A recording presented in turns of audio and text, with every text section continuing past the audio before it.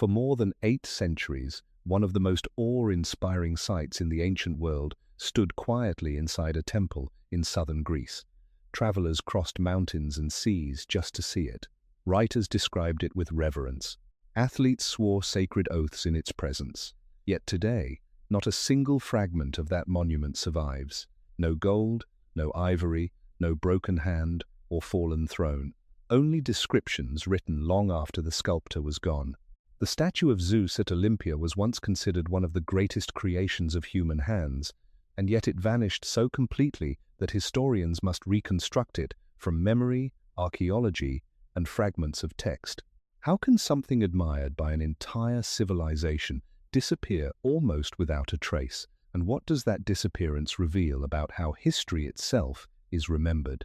Long before the statue of Zeus was imagined, Olympia was already a quiet and sacred place in the landscape of ancient Greece.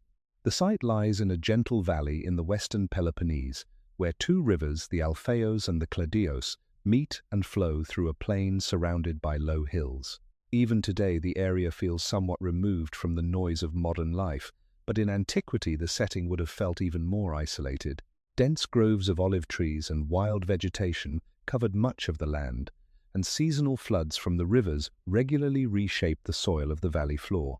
Archaeological surveys confirm that this landscape remained largely rural for centuries, long before monumental buildings appeared there. Yet something about the location drew people repeatedly back to it. Small offerings, fragments of pottery, and early altar remains suggest that worship activity at Olympia may have begun as early as the 10th century BCE. These early traces are important because they remind us that Olympia did not suddenly become famous with the arrival of the Great Temple or the statue of Zeus. Instead, the place slowly gained meaning over generations, shaped by rituals, gatherings, and the quiet accumulation of memory. In the earliest phase of Greek religion, worship was often centered not around elaborate temples, but around simple altars in open spaces. At Olympia, the most important early structure appears to have been the altar dedicated to Zeus. Ancient writers later described this altar as a mound built from layers of ash produced by centuries of animal sacrifices. The practice itself was typical of Greek religious tradition. Animals were offered to the gods, and portions of the sacrifice were burned so that the smoke could rise toward the heavens. Over time, the ashes accumulated, forming a visible symbol of devotion repeated across many generations. The valley itself may have contributed to the sense of sacredness that surrounded these rituals. Rivers were often associated with divine presence in Greek belief, and the meeting point of two rivers could be interpreted as a place where natural forces converged. The hills surrounding Olympia created a natural boundary that separated the sanctuary from nearby settlements, reinforcing the idea that this was a space set apart from ordinary life. Archaeological evidence indicates that early visitors did not live permanently inside the sanctuary. Instead, they traveled there for specific occasions, participating in ceremonies before returning to their own communities. By the 8th century BCE, these gatherings had become more organized, and Olympia began to attract participants from multiple regions of the Greek world. What began as local worship slowly transformed into a sanctuary recognized across distant city-states. This development happened gradually, without a single moment that historians can identify as the beginning of Olympia's importance. Each generation contributed small changes: a new altar, a more formal path through the grove, a larger gathering for ritual events. Centuries passed before anyone considered building a massive temple or commissioning a monumental statue. Yet the foundations for such a project were already forming in the quiet rhythms of early worship. The sanctuary was becoming a place where Greeks from different cities could gather under the shared reverence for Zeus, the god they believed governed order, law, and the balance of the natural world. In this calm valley between rivers and hills, long before gold and ivory shaped the image of the king of the gods, the story of Olympia had already begun to unfold. The mystery of the statue, in many ways, begins here with a landscape that slowly transformed from a quiet ritual site into one of the most significant sacred places in the ancient Greek world. As the sanctuary at Olympia slowly grew in importance, one figure began to stand above all others in the rituals performed there: Zeus. To understand why this god became the central presence of Olympia, it is necessary to look at how the ancient Greeks understood the world around them. Greek religion was not organized around a single holy book or a fixed set of doctrines. Instead, it was shaped through stories, traditions, and shared practices that developed across many different communities. Among the many gods worshipped in Greek belief, such as Athena, Apollo, Artemis, and Poseidon, Zeus occupied a unique position. He was widely regarded as the ruler of the Olympian gods, a figure associated with authority, justice, and the natural forces that governed the sky. Ancient poets such as Homer and Hesiod, writing around the 8th and 7th centuries BCE, described Zeus as the king who maintained balance among gods and humans. In Hesiod's work Theogony, Zeus emerges as the final victor in a cosmic struggle against the Titans, establishing a new order in which the Olympian gods rule the universe. These poetic traditions helped shape how Greek communities imagined divine authority, and the image of Zeus as a stabilizing power became deeply rooted in religious life. At Olympia, this idea found a particularly meaningful setting. The sanctuary was not tied to a single city-state in the way many Greek temples were. Instead, it functioned as a shared, sacred ground where people from different regions could gather. In such a place, a god associated with universal authority and justice was especially appropriate. Zeus was not only the god of thunder and lightning, he was also believed to oversee oaths, agreements, and the moral order that held communities together. This aspect of Zeus is reflected in many surviving inscriptions and historical references. Ancient sources describe how visitors to Olympia performed sacrifices and prayers to Zeus before taking part in important events. The god's role as a guardian of fairness and law made him a powerful symbol for gatherings that involved competition and cooperation between different Greek cities. Archaeological findings within the sanctuary support this long-standing association with Zeus. The earliest large altar discovered at Olympia is dedicated to him, and layers of ash found there suggest centuries of repeated offerings. These offerings were not casual gestures. Animal sacrifices formed one of the central rituals of Greek religion, and the smoke rising from the altar was believed to carry prayers to the divine realm. Over generations, the altar of Zeus became the heart of the sanctuary. Even when other buildings were later constructed around it, the altar remained the focal point of ceremonial life. The presence of Zeus at Olympia also reflected broader patterns within Greek religion. Zeus was worshipped under many different titles across the Greek world, each emphasizing a particular role. In some places he was honored as Zeus Xenios, protector of guests and hospitality. In others he appeared as Zeus Horkios, guardian of oaths. At Olympia, he was often associated with titles that emphasized authority and kingship. This variation shows how Greek communities adapted the identity of their gods to fit the needs of specific locations. Olympia's version of Zeus represented a figure capable of uniting diverse groups under a shared religious framework.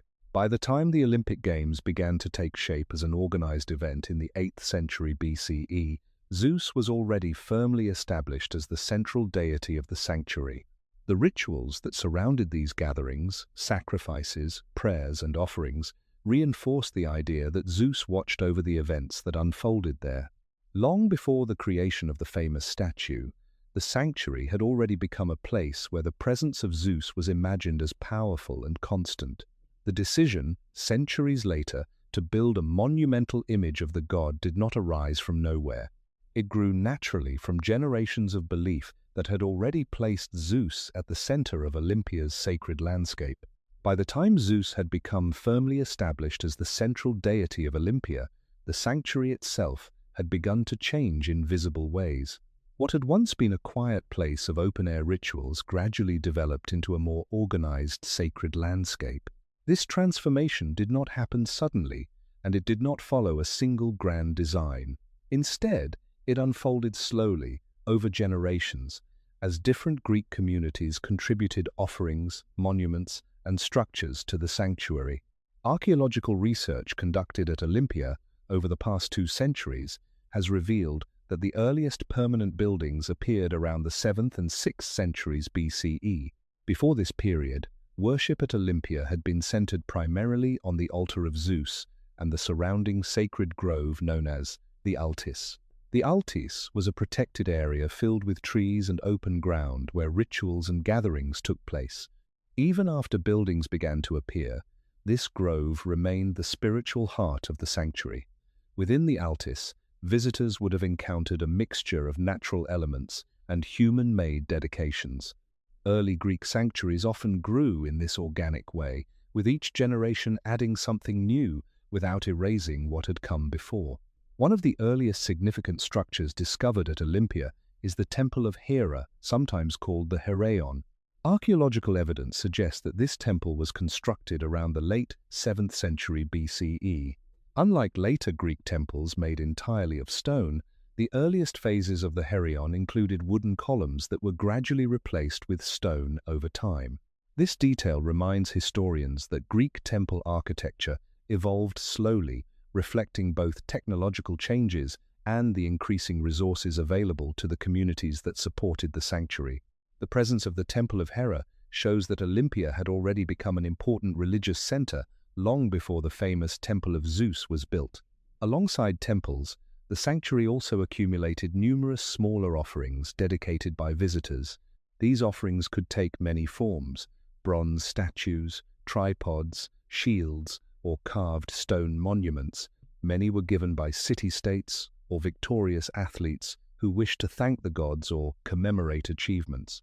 Excavations at Olympia have uncovered thousands of such objects, providing historians with valuable insight into the connections between religion, politics, and competition in ancient Greece. Each dedication added another layer to the growing identity of the sanctuary. As more communities participated in the life of Olympia, the site gradually transformed into a shared cultural space for the Greek world.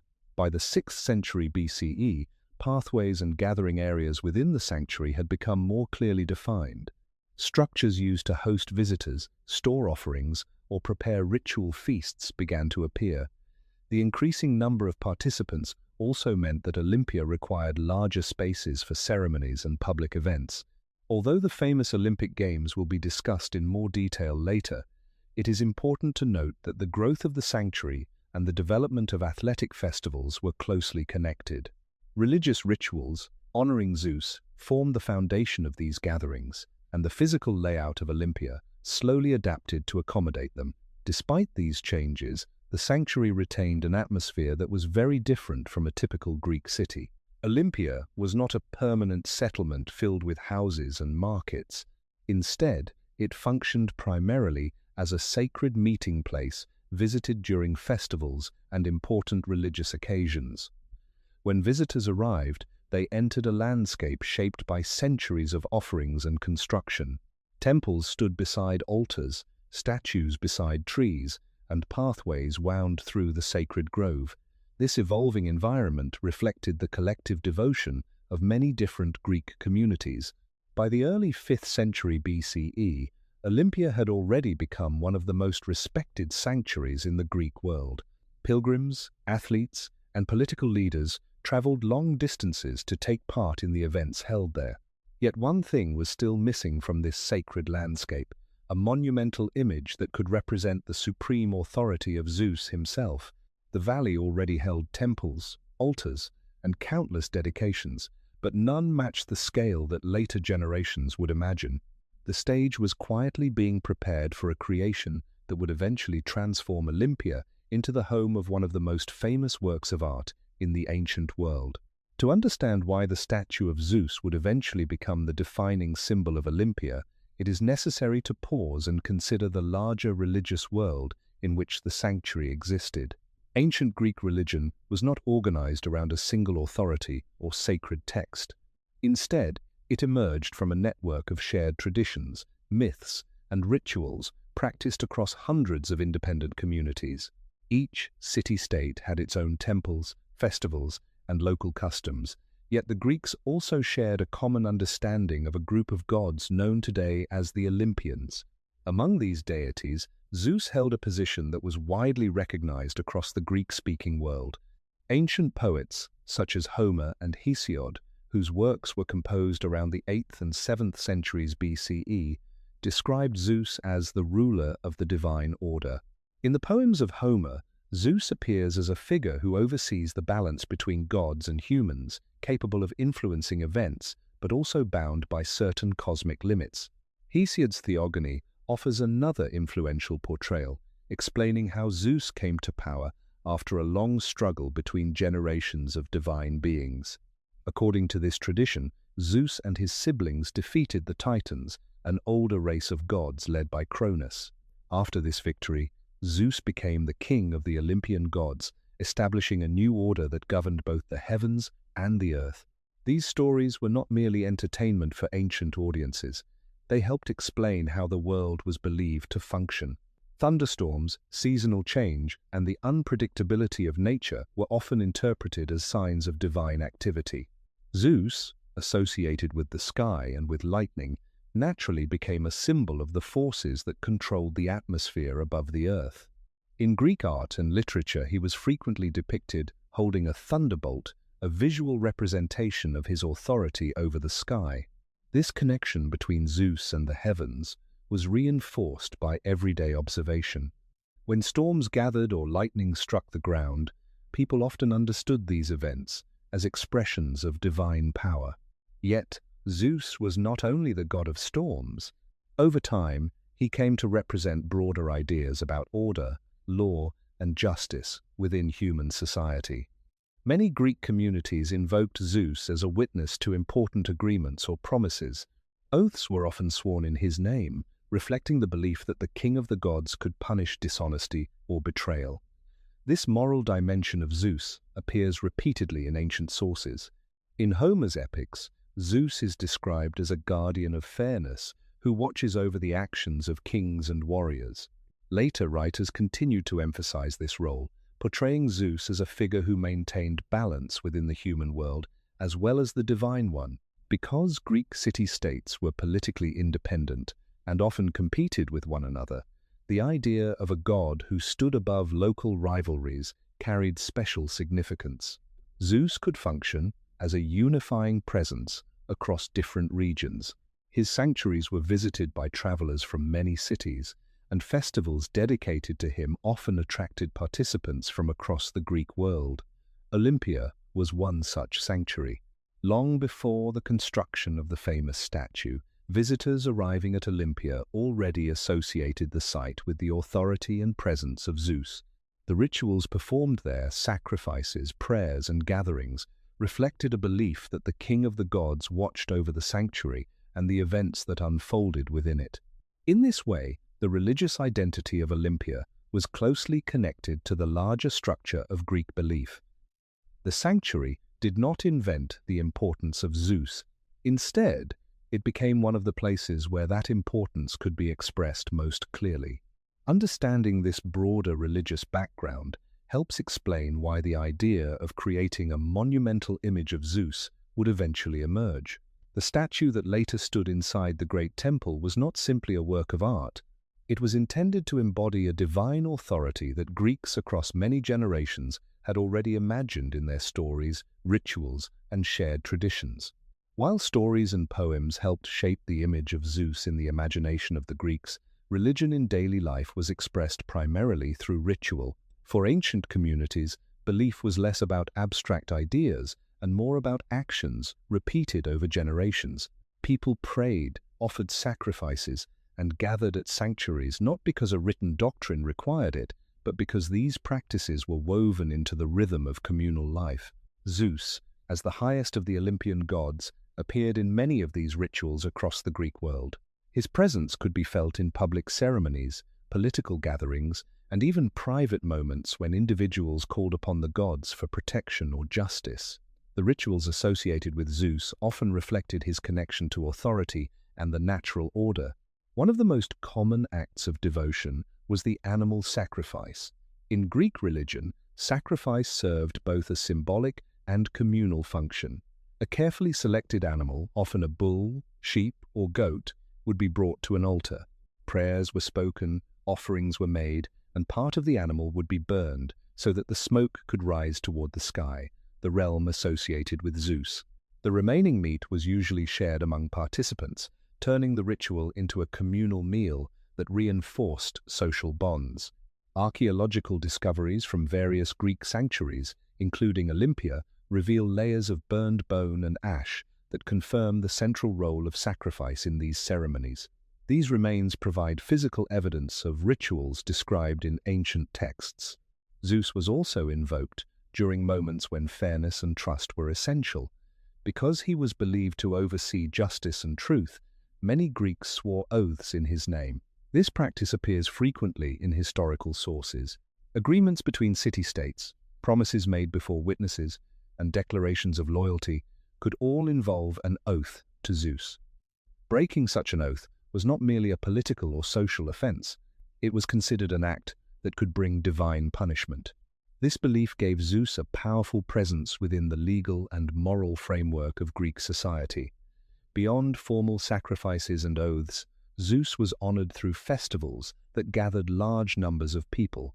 These events combined religious devotion with social interaction, and sometimes with athletic or artistic competition. Festivals dedicated to Zeus were held in several places throughout the Greek world, but some sanctuaries gained particular prominence. At these locations, visitors arrived from distant regions, bringing offerings and participating in ceremonies that strengthened shared cultural identity. The sanctuary at Olympia gradually became one of the most important of these sites. Travelers who reached Olympia would encounter altars, dedications, and spaces designed for ritual activity. Offerings left by earlier visitors created a visible record of devotion stretching across generations. Bronze statues, tripods, shields, and other objects filled the sacred area, each one marking a moment when someone had sought favor from the gods.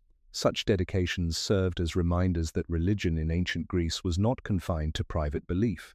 It was displayed openly in shared spaces where the presence of the divine could be acknowledged by an entire community. The rituals performed at Olympia reflected patterns seen throughout Greek religion, yet the sanctuary gradually developed its own distinctive character. Because visitors came from many different city-states, ceremonies there often emphasized unity under the authority of Zeus. The god was imagined as a figure who stood above local rivalries, capable of witnessing events that involved participants from across the Greek world. This idea would become especially significant as gatherings at Olympia grew larger and more structured over time. Long before the creation of the famous statue, the sanctuary had already become a place where the rituals of Zeus were performed on a scale that few other sanctuaries could match. Through sacrifice, prayer, and communal celebration, the presence of Zeus was continuously reaffirmed. These practices formed the religious foundation that later generations would express in a more permanent and monumental way when they decided to build an image of the god himself. Although Zeus was widely recognized as the king of the Olympian gods, the way people understood and worshipped him was not exactly the same in every place. Greek religion allowed for a remarkable degree of variation, and many gods were honored under different titles that emphasized specific aspects of their character. These titles, sometimes called epithets, helped communities connect the power of a god with particular roles in everyday life. Zeus was no exception. Across the Greek world, he was known by many different names, each highlighting a different responsibility attributed to him. In some regions, he was worshipped as Zeus Xenios, the protector of guests and hospitality. In others, he appeared as Zeus Horkios, the guardian of oaths who punished those who broke their promises. There was also Zeus Ombrios, associated with rain, and Zeus Keraunios, connected with lightning and thunder. These variations reveal something important about Greek religious thinking. The Greeks did not imagine their gods as distant figures who existed only in mythological stories. Instead, they believed divine power could manifest in many forms within the natural and social world.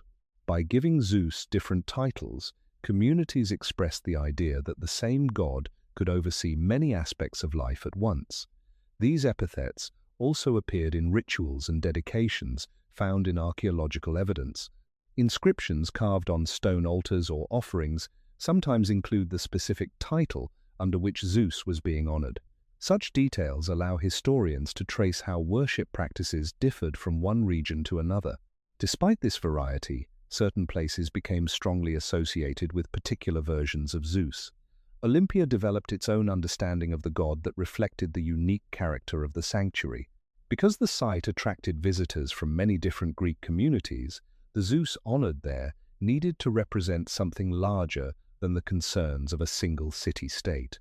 The form of Zeus associated with Olympia was often linked with ideas of authority, fairness, and shared order among the Greeks. Ancient writers sometimes referred to him with titles emphasizing kingship or supreme authority. These associations fit naturally with the activities that were beginning to take shape at the sanctuary. As gatherings at Olympia grew larger and more structured, the presence of a god who symbolized unity and justice became increasingly meaningful. Visitors arriving from distant regions could recognize Zeus as a figure who stood above local loyalties. In a world where Greek cities often competed with one another politically and militarily, the sanctuary at Olympia offered a rare setting where rival communities could gather under a shared religious framework. The god honored there represented a higher authority capable of witnessing events that involved many participants. This role would later become particularly important when athletic competitions and festivals expanded at the sanctuary. The idea that Zeus watched over these events helped reinforce the expectation that they should be conducted fairly and according to agreed rules. Even before the famous statue existed, the symbolic presence of Zeus shaped how people experienced the sanctuary. Offerings left by visitors, inscriptions carved on monuments, and rituals performed at the altar all reflected a belief that Zeus was actively present at Olympia in a distinctive way. Over time, this shared understanding created a powerful association between the sanctuary and the king of the gods. When later generations considered building a monumental temple and placing within it a statue of Zeus, unlike anything the Greek world had seen before, they were building upon centuries of tradition. The many titles of Zeus across the Greek world demonstrated the flexibility of Greek religion, but at Olympia those diverse meanings converged into a single image. Zeus, as the supreme authority whose presence could unite visitors from every corner of the Greek world.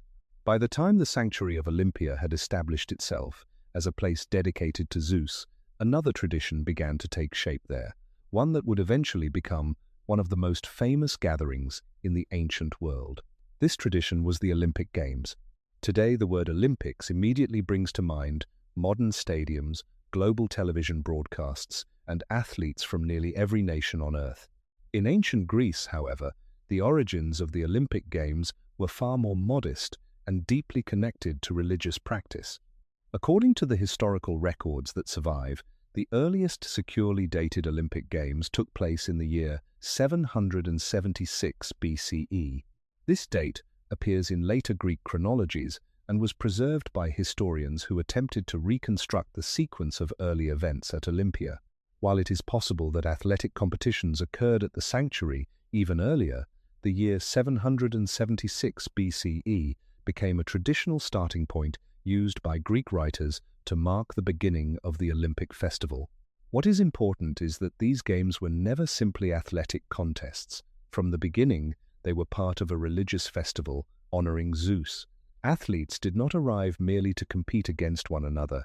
They participated in rituals, sacrifices, and ceremonies that acknowledged the authority of the god whose sanctuary they had entered. Ancient sources describe how participants offered prayers and sacrifices at the altar of Zeus before the competitions began. The connection between athletic competition and religious devotion may seem unusual from a modern perspective, but for the Greeks the two were closely linked. Physical excellence was often interpreted as a sign of favor from the gods, and festivals honoring the gods frequently included contests that displayed strength, skill, or artistic ability. Olympia provided an ideal setting for such gatherings. The sanctuary was located in a relatively neutral region of the Peloponnese and was not dominated by a single powerful city-state. This geographical and political position allowed it to function as a meeting place where participants from different Greek communities could gather without immediately falling into conflict. Over time, the Olympic festival began to attract visitors from increasingly distant regions. Athletes traveled from cities throughout mainland Greece and eventually from colonies scattered across the Mediterranean world.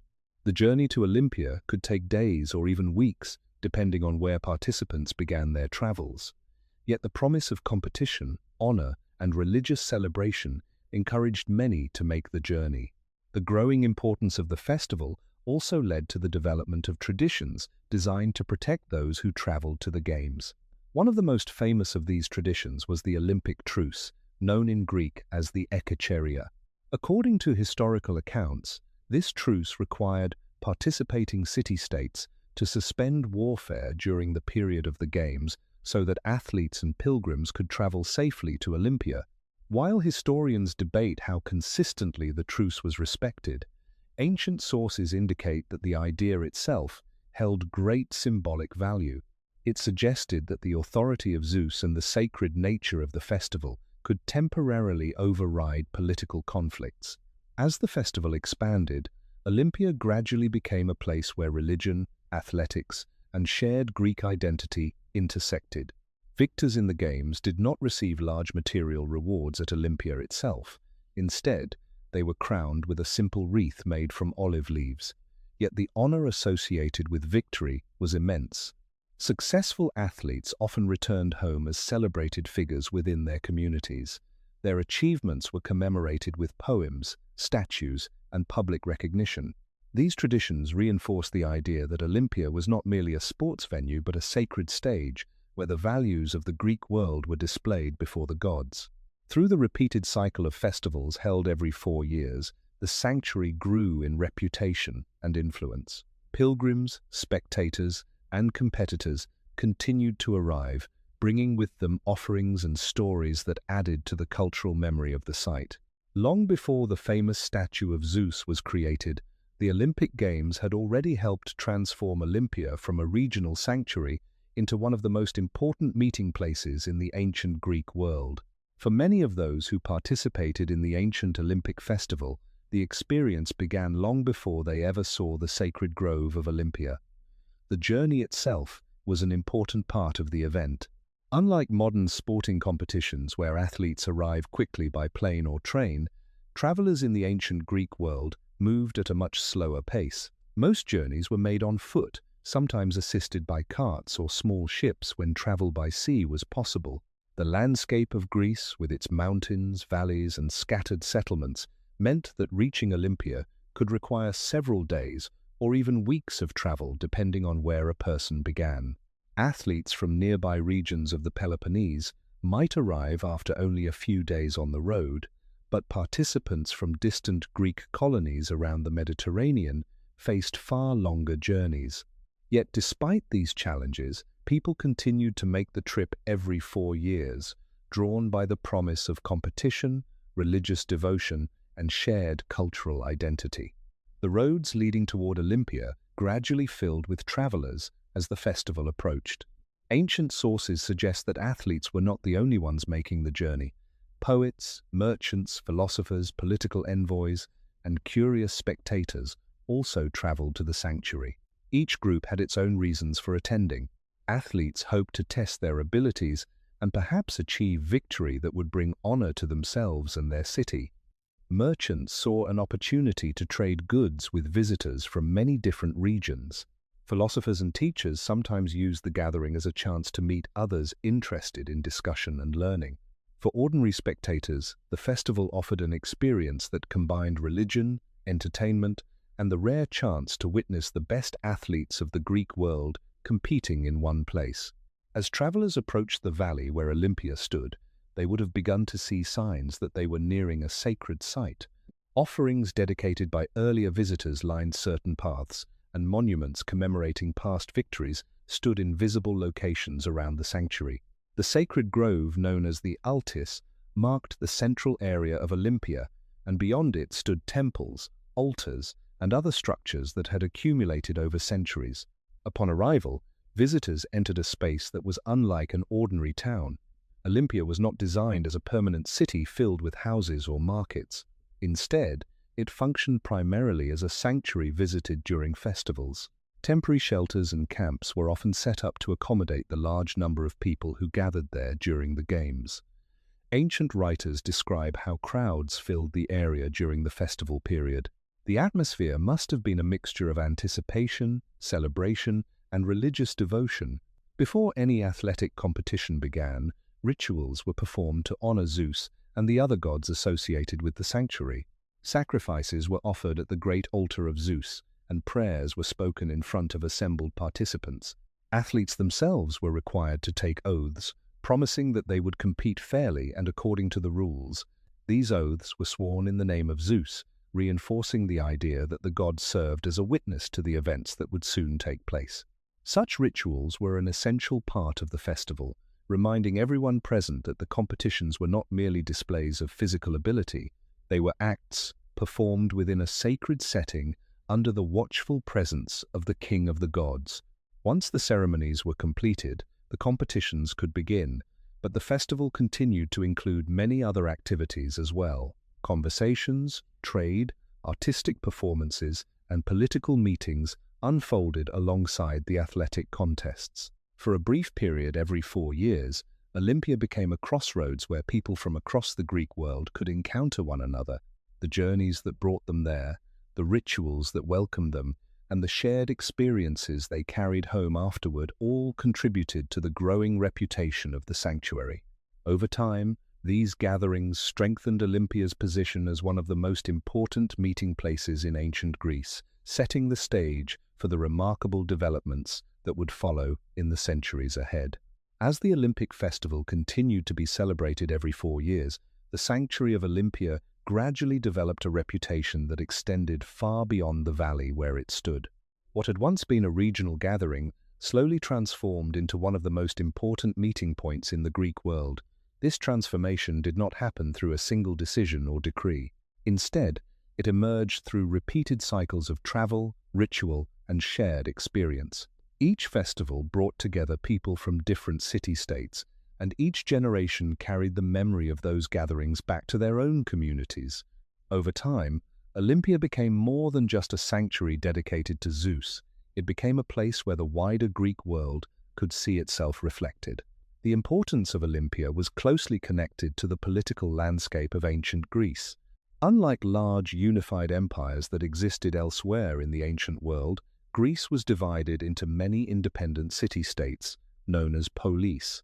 Cities such as Athens, Sparta, Corinth, and Thebes governed themselves and often competed with one another for influence and power. Alliances shifted, conflicts emerged, and rivalries could last for generations. In such an environment, shared cultural institutions played a crucial role in maintaining a sense of collective identity among the Greeks. Sanctuaries like Olympia provided neutral ground where individuals from different cities could interact under a common religious framework. The presence of Zeus as the central deity of the sanctuary reinforced this sense of unity.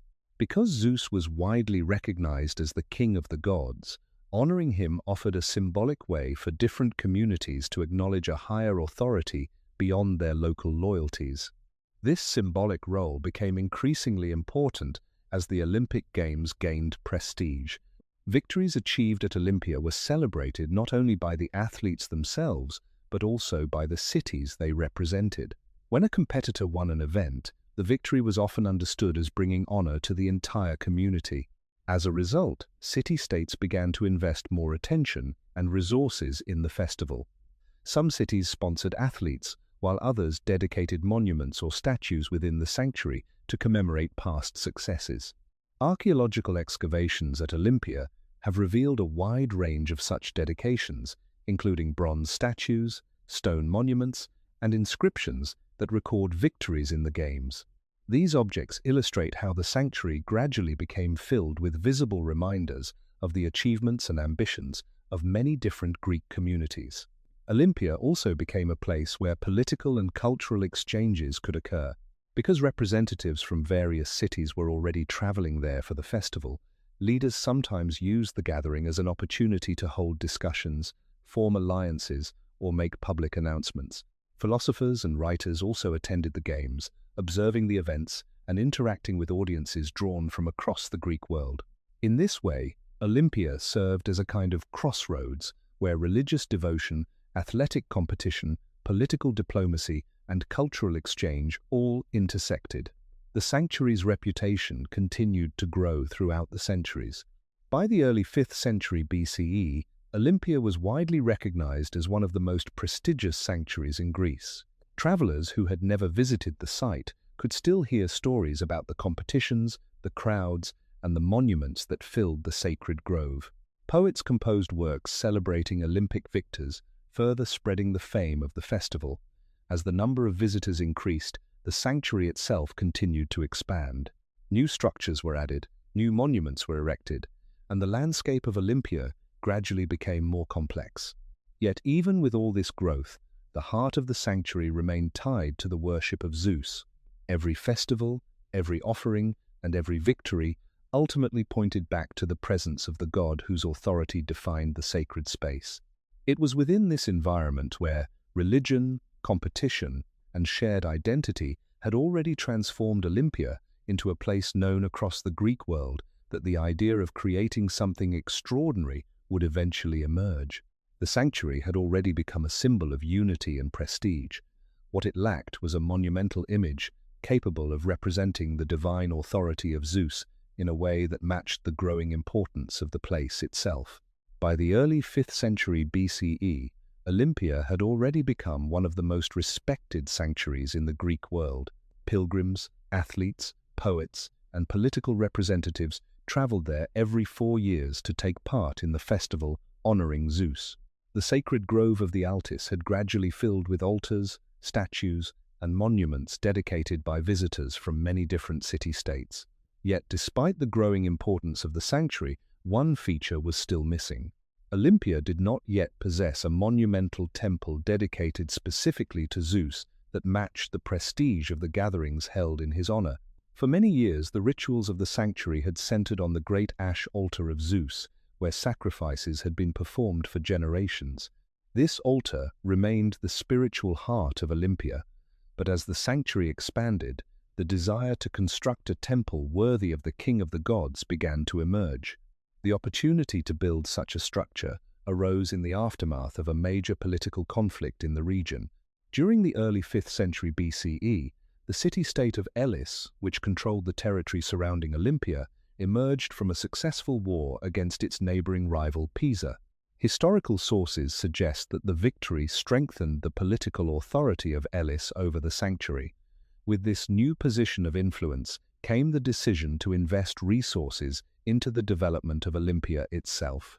One of the most ambitious projects undertaken during this period was the construction of a grand temple dedicated to Zeus. Archaeological evidence and ancient accounts indicate that work on the Temple of Zeus began around 470 BCE and continued for more than a decade. The architect traditionally associated with the project was a man named Libon of Elis. Although relatively little is known about his life, his work at Olympia would become one of the most impressive architectural achievements of the classical Greek period. The temple he designed followed the style known today as the Doric order, one of the earliest and most recognizable forms of Greek temple architecture. Doric temples were characterized by strong proportions, simple decorative elements, and rows of massive stone columns supporting a triangular roof structure. At Olympia, Libon's design produced a building of remarkable scale. The temple stood approximately 64 meters long and nearly 28 meters wide. Surrounding the central structure were rows of tall columns that gave the building a sense of balance and strength. These columns supported a roof constructed from heavy tiles, while the inner chamber of the temple, known as the cella, was designed to house the sacred image of the god. The construction of the temple required enormous effort and coordination. Large blocks of limestone were quarried from nearby areas and transported to the sanctuary, where skilled workers shaped them into architectural components. Evidence from archaeological excavations suggests that hundreds of laborers and craftsmen may have participated in the project over the years. Sculptors also contributed decorative elements for the temple's pediments and metopes, carving scenes drawn from Greek mythology. These sculptural decorations helped communicate the cultural values associated with Zeus and the wider Greek world. When the Temple of Zeus was finally completed around 456 BCE, it immediately became the most imposing building within the sanctuary. Visitors approaching Olympia would have seen its columns rising above the surrounding grove, a clear signal of the sanctuary's growing prestige. Yet even as impressive as the temple itself was, it was not intended to be the final statement of devotion to Zeus. The vast interior chamber had been designed to hold something extraordinary, a monumental representation of the god whose authority defined the sacred landscape of Olympia. The temple now stood ready, but the image that would eventually fill its interior had not yet been created. When the Temple of Zeus at Olympia was completed in the middle of the 5th century BCE, it quickly became the most commanding structure within the sanctuary. Visitors approaching the sacred grove would see its long rows of columns rising above the surrounding trees, creating a sense of scale that distinguished the building from the smaller monuments scattered throughout the Altis. Although many Greek temples had been constructed before this time, the Temple of Zeus represented a particularly refined example of the Doric architectural tradition. Its proportions were carefully balanced, reflecting the Greek interest in harmony, order, and clarity of form. The building stood on a rectangular platform that elevated it slightly above the surrounding ground. This platform, known as the stylobate, supported a peristyle of columns that surrounded the temple on all sides. In total, the structure featured 6 columns across the front and 13 along each side, a common arrangement in classical Doric architecture. Each column was carved from limestone blocks and shaped with subtle curves that corrected visual distortions, ensuring that the structure appeared straight and balanced when viewed from a distance. These refinements demonstrate the advanced understanding of geometry and visual perception that Greek architects had developed by this period. The roof of the temple was covered with heavy terracotta tiles, while the triangular spaces at each end of the roof, the pediments, were filled with elaborate sculptural compositions. These sculptures were not merely decorative. They told stories drawn from Greek mythology that reinforced the cultural significance of the sanctuary. On the eastern pediment, sculptors depicted the mythological story of the chariot race between Pelops and King Oenomas, a tale closely associated with the region of Olympia itself. According to tradition, Pelops's victory in this race led to the founding of the Olympic Games. By placing this story on the temple, the builders connected the sanctuary's architecture directly with the legendary origins of the festival celebrated there. The western pediment displayed another dramatic scene, portraying the battle between the Lapiths and the Centaurs. This mythological conflict symbolized the struggle between order and chaos, a theme that resonated with Greek ideas about civilization and self-control. At the center of this composition stood the figure of Apollo, acting as a calm presence amid the violence surrounding him. Although Apollo was not the main deity of the sanctuary, his placement in the sculpture emphasized the idea that divine authority could restore balance in moments of disorder. Along the outer walls of the temple, smaller sculptural panels known as metopes illustrated additional mythological stories, including several of the legendary labors of Heracles. These scenes reminded visitors of heroic endurance and strength, qualities admired within Greek culture and reflected in the athletic competitions held at Olympia. Inside the temple lay the cella, the inner chamber that formed the spiritual center of the building. Unlike the exterior, which displayed elaborate sculptural decoration, the interior space was comparatively simple and enclosed. The walls created a quiet environment, separated from the brightness of the outside world. Visitors entering this chamber would have experienced a noticeable change in atmosphere as the light dimmed and the sounds of the sanctuary faded behind them. The design of this space was intentional. Greek temples were not primarily used for large congregations of worshippers inside the building. Instead, the interior was reserved for the sacred object that represented the presence of the deity. In the case of the Temple of Zeus at Olympia, the size of the chamber suggested that it had been built to house something extraordinary. The interior was large enough to accommodate an image far larger than any typical statue found in other sanctuaries. For years after the temple's completion, this vast chamber stood waiting for the figure that would eventually occupy it. The architecture itself had already transformed the appearance of Olympia, but the builders clearly envisioned a final element that would bring the entire project to completion. When the Temple of Zeus at Olympia was finally completed, the sanctuary had gained a building that reflected its growing prestige. The columns stood tall above the sacred grove, the sculpted pediments displayed stories deeply connected to Greek identity, and the interior chamber waited in quiet stillness. Yet the temple itself was never intended to stand empty. In Greek religious practice, a temple was not merely an architectural monument. Its primary purpose was to house a sacred image of the god to whom the building was dedicated. This image served as a visible representation of divine presence within the sanctuary. Visitors approaching the temple would understand that the god honored there was symbolically present within the building. For many smaller temples across the Greek world, the statue inside might have been made of bronze, stone, or wood. Such statues could be impressive, but they were usually modest in scale compared to the architecture that surrounded them. Olympia, however, had become something very different from a typical sanctuary. By the middle of the 5th century BCE, the Olympic Games were attracting participants and spectators from across the Greek world. The sanctuary itself had grown into a place filled with monuments dedicated by powerful city-states.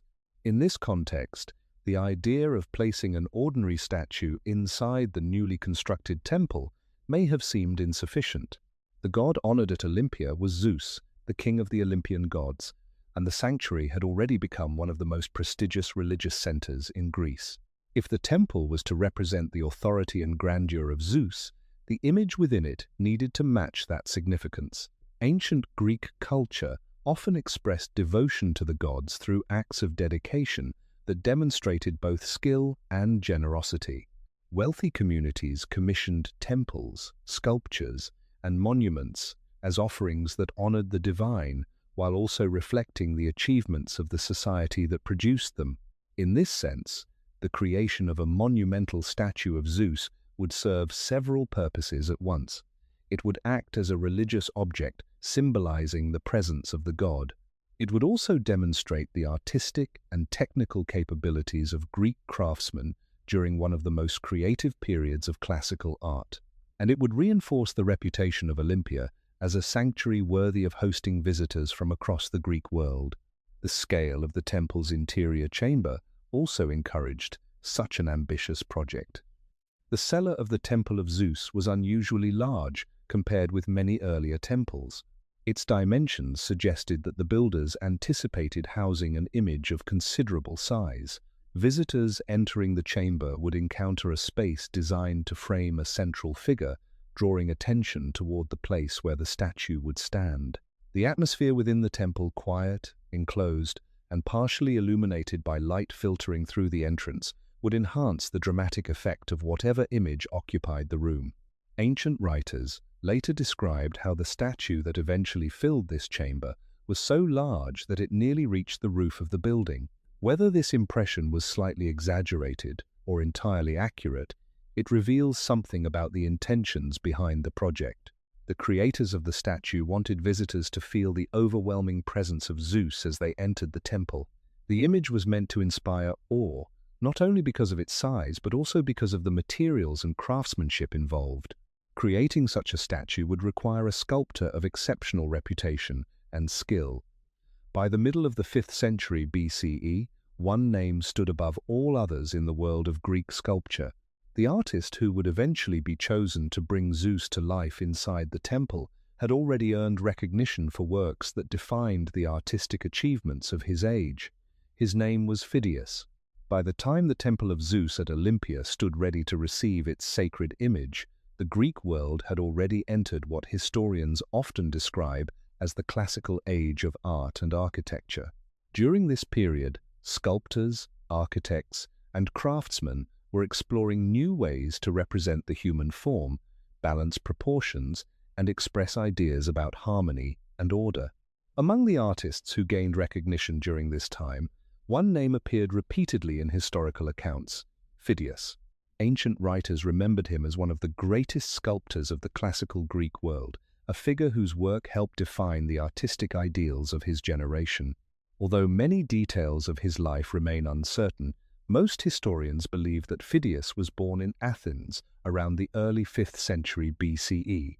Athens during this time was experiencing a period of rapid cultural development following the Persian Wars, conflicts that had reshaped the political landscape of Greece earlier in the century. The city invested heavily in artistic and architectural projects, seeking to express both its recovery from war and its growing influence among the Greek city-states. Within this environment, skilled craftsmen found opportunities to develop their talents and contribute to ambitious building programs. Phidias appears to have trained within this thriving artistic culture, learning the techniques of bronze casting and stone carving that were essential for large-scale sculpture. His early works are difficult to identify with certainty, but ancient sources suggest that his reputation grew steadily as he demonstrated an unusual ability to combine technical precision with a sense of calm dignity in his figures. Greek sculpture during earlier periods had often emphasized rigid poses and stylized forms. By contrast, artists of the classical age sought to create figures that appeared more natural and balanced. Phidias became known for achieving this effect in ways that impressed both contemporaries and later writers. His sculptures were often described as possessing a quiet grandeur, expressing power without excessive movement or dramatic gestures. This quality would later become especially important in the representation of gods such as Zeus. One of the most significant moments in Phidias's career came when he became associated with the ambitious building projects sponsored by the Athenian statesman Pericles. During the middle of the 5th century BCE, Athens undertook the construction of the Parthenon on the Acropolis, a temple dedicated to the goddess Athena. Ancient authors such as Plutarch later wrote that Phidias played a leading role in supervising the artistic program associated with this project. Although the Parthenon involved the work of many craftsmen, Phidias was credited with designing or overseeing several of its most important sculptural elements. Among these works was the colossal statue of Athena Parthenos that once stood inside the temple itself. Like the statue of Zeus that would later appear at Olympia, the Athena Parthenos was constructed using a technique that combined gold and ivory over a wooden framework. Ancient descriptions suggest that this statue stood more than 10 meters tall and presented the goddess in a calm, authoritative pose. Although the original statue has not survived, later copies and written descriptions provide some insight into its appearance. The success of this project greatly enhanced Phidias's reputation throughout the Greek world. If a city wished to create a monumental image of a god that combined technical complexity with artistic elegance, Phidias was among the few sculptors whose name inspired confidence. By the time Olympia began searching for someone capable of creating an image worthy of Zeus, Phidias had already demonstrated his ability to design statues on a scale rarely attempted in Greek art. His experience with the Athena Parthenos showed that he understood not only how to build such a monument, but also how to give it a presence that could command attention within a vast temple interior. For the sanctuary of Olympia, which had already become a place where the entire Greek world gathered every 4 years, the choice of sculptor carried great importance. The statue they envisioned would need to represent Zeus in a way that matched the authority of the god himself. Among the artists of the classical age, few possessed the reputation, experience, and artistic vision that Phidias had already begun to establish. Although Phidias had earned widespread admiration for his artistic achievements, his life was not free from controversy. The world of classical Athens, where he spent much of his career, was not only a center of artistic innovation but also a place of intense political competition. Public building projects, such as those on the Acropolis, required large amounts of money and attracted the attention of citizens who closely watched how these resources were used. In this environment, even a celebrated artist could become entangled in disputes that extended beyond the realm of art. Ancient historical sources suggest that Phidias's close association with the Athenian statesman Pericles placed him in a particularly sensitive position. Pericles had become one of the most influential political leaders in Athens during the middle of the 5th century BCE. Under his leadership, the city undertook ambitious building programs intended to strengthen Athens' cultural prestige. The Parthenon, along with other structures on the Acropolis, formed part of this broader effort. Because Phidias supervised or contributed to several of these artistic projects, he was widely recognized as an important figure within Pericles' circle. Yet political influence often attracted criticism from rivals. Some opponents of Pericles began to question the management of the funds used for construction. In ancient Athens, public spending on monumental architecture was closely tied to civic pride, but it could also provoke suspicion if citizens believed resources were being misused. According to later writers such as Plutarch, Phidias became the target of accusations related to the materials used in the statue of Athena Parthenos. Critics claimed that some of the gold intended for the statue had been improperly handled or possibly misappropriated. Whether these accusations were motivated by genuine concern or political hostility remains uncertain. What is clear is that the charges forced Phidias to defend himself against allegations that could damage both his reputation and his relationship with powerful patrons. One detail recorded in ancient accounts suggests that Phidias had anticipated such suspicions. The gold plates covering the statue of Athena Parthenos were reportedly designed in a way that allowed them to be removed and weighed. This arrangement made it possible to verify that the correct amount of gold had been used in the sculpture. According to the tradition preserved by ancient writers, when the gold was measured, it matched the expected weight, demonstrating that no theft had taken place. Despite this defense, Phidias's difficulties did not completely disappear. Some sources mention additional accusations connected to the decoration of the statue. It was said that the sculptor had included portraits of himself and Pericles among the figures carved on the shield of Athena. Whether this story reflects historical fact or later rumor is still debated by scholars. In the political climate of Athens, however, even rumors could carry serious consequences. The surviving historical accounts do not provide a perfectly clear narrative of what happened next. Different ancient writers offer slightly different versions of the events. Some suggest that Phidias was eventually imprisoned on certain charges, while others imply that he left Athens to continue his work elsewhere. What can be said with reasonable confidence is that the later part of his career became closely associated with the sanctuary of Olympia. By the time the Temple of Zeus there was ready to receive its monumental statue, Phidias had both the experience and the reputation necessary to undertake such a project. Whether he arrived at Olympia by invitation, by circumstance, or by a combination of both factors, his presence at the sanctuary would soon lead to the creation of one of the most remarkable works of art in the ancient world. At some point during the later years of his career, Phidias arrived at the sanctuary of Olympia.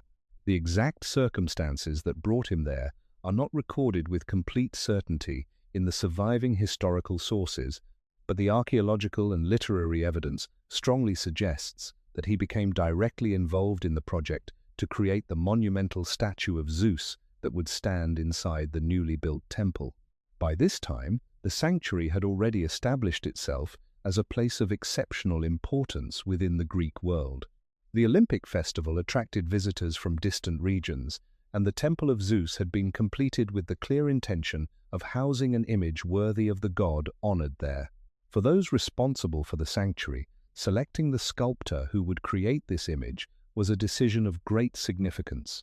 The artist chosen would need not only technical mastery, but also the ability to represent Zeus in a way that conveyed authority, dignity, and divine presence. Phidias, with his experience creating large-scale works such as the statue of Athena Parthenos in Athens, was uniquely suited to such a task. Archaeological discoveries made at Olympia in the 20th century provide important evidence of his work there.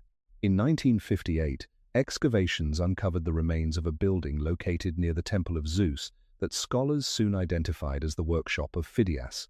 The structure contained tools, molds, and fragments of materials associated with large-scale sculpture. Among the objects discovered at the site was a small cup bearing an inscription that read, "I belong to Phidias." Although this inscription alone cannot reveal every detail of the sculptor's activities, It provides a rare and direct connection between the historical figure mentioned in ancient texts and the physical space where the statue may have been produced. The layout of the workshop suggests that it was constructed specifically for the creation of the statue of Zeus. Its dimensions closely match the interior space of the temple, allowing the sculptor and his assistants to assemble parts of the statue at full scale before transporting them to the final location. This arrangement would have been necessary because the statue itself was far too large to move as a single piece. Instead, it had to be constructed in sections that could be carefully fitted together once inside the temple. The materials required for the statue also demanded careful preparation. Ancient descriptions indicate that the figure of Zeus was created using a technique known as chryselephantine sculpture, which combined sheets of gold and pieces of ivory mounted over a wooden framework. Ivory was used to represent the exposed flesh of the god, while gold formed the robes and decorative elements. This method required not only artistic skill but also precise craftsmanship, as the materials had to be shaped and assembled in ways that preserved both structural stability and visual harmony. Creating such a statue was a complex process that likely involved many assistants working under Phidias's supervision. Carpenters prepared the internal wooden structure, metalworkers shaped the gold components, and specialized artisans carved the ivory surfaces. The workshop at Olympia would have been a place of constant activity as these different tasks were carried out. Over time, the pieces gradually came together to form the monumental image that would soon occupy the temple's inner chamber. Although the statue itself has long since disappeared, the archaeological remains of the workshop provide valuable insight into how the project may have been organized. They remind us that behind every great work of art in the ancient world stood not only a visionary sculptor, but also a community of craftsmen contributing their skills to a shared undertaking.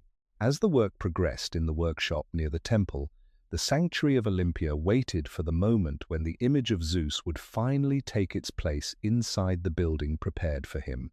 When the work of creating the statue of Zeus began in earnest, Phidias and his assistants faced a challenge unlike most sculptural projects of the ancient world. The statue was not intended to be carved from a single block of stone or cast entirely in bronze, as many Greek statues were. Instead, it would be constructed using a method that allowed the artist to combine different materials in order to create a figure both monumental and visually striking. This technique was known in Greek as chryselephantine, a word that describes the use of gold and ivory together in a single sculpture. Although examples of this technique existed before the time of Phidias, it had rarely been attempted on the immense scale envisioned for the statue of Zeus at Olympia. The process began with the creation of a strong internal framework made primarily from wood. This framework formed the hidden structure that supported the entire statue. Because the finished figure would rise many meters above the ground, the internal skeleton had to be carefully designed to maintain balance and stability. Carpenters worked to shape the wooden beams that formed the core of the statue, assembling them in a way that could support the weight of the materials that would later be attached to the surface.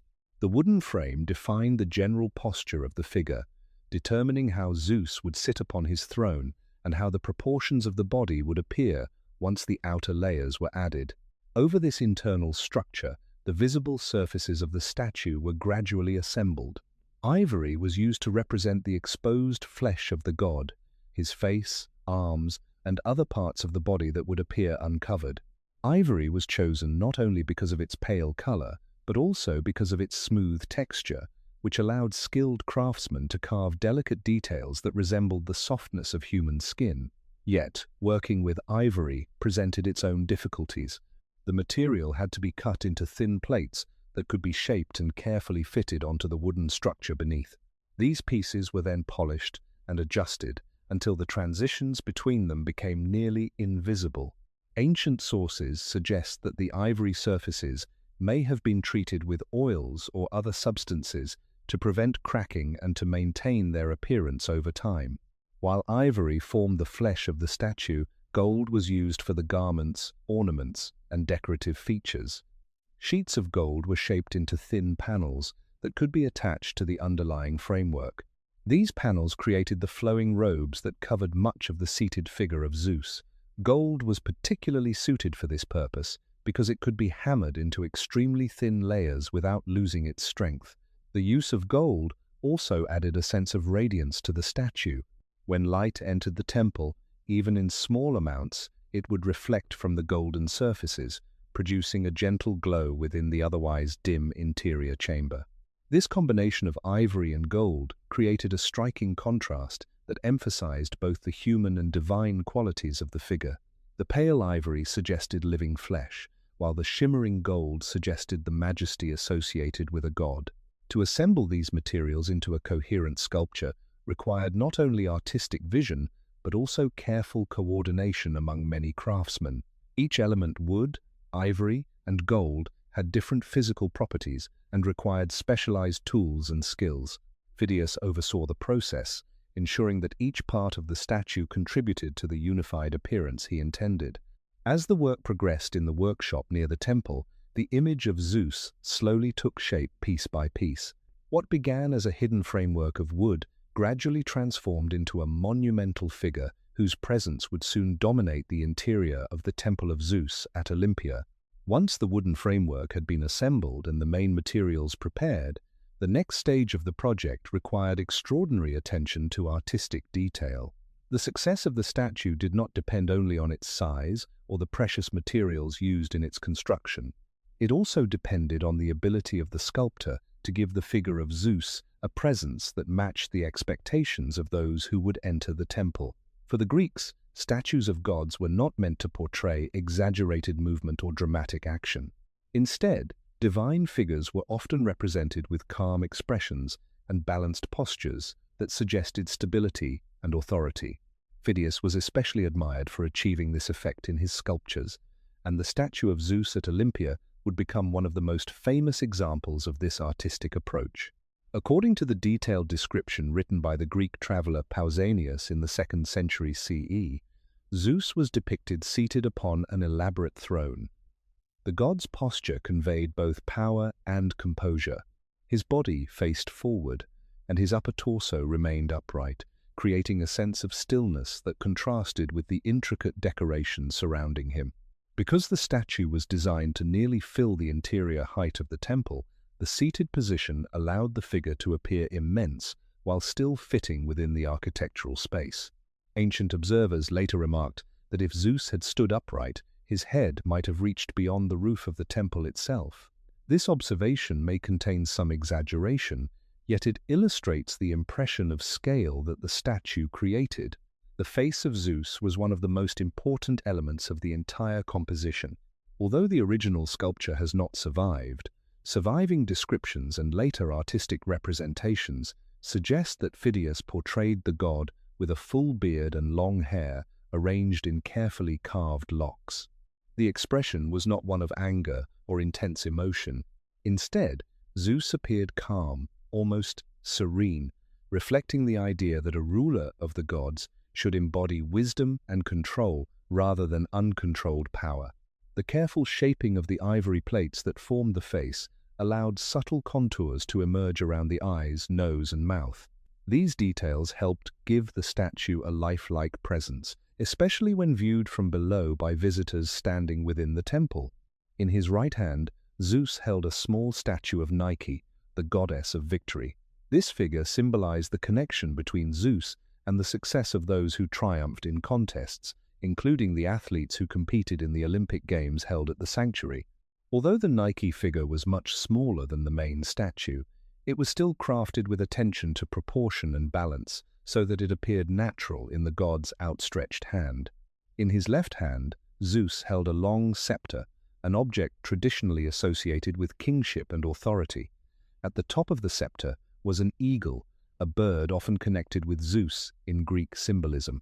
The throne upon which Zeus sat was itself a remarkable work of art. Ancient descriptions indicate that it was decorated with precious materials such as gold, ivory, ebony, and gemstones. The surfaces of the throne were covered with sculpted and painted scenes drawn from Greek mythology. These decorative elements formed a complex visual environment that surrounded the central figure of the god. Together, The throne and the statue created a composition that combined sculpture, craftsmanship, and symbolic imagery. When the work was finally assembled inside the Temple of Zeus, visitors entering the chamber would not simply see a statue. They would encounter an image designed to represent divine authority through scale, materials, and artistic balance. The careful shaping of the face, the controlled posture, and the symbolic objects held in the god's hands all contributed to an impression that ancient writers later described as both majestic and deeply moving.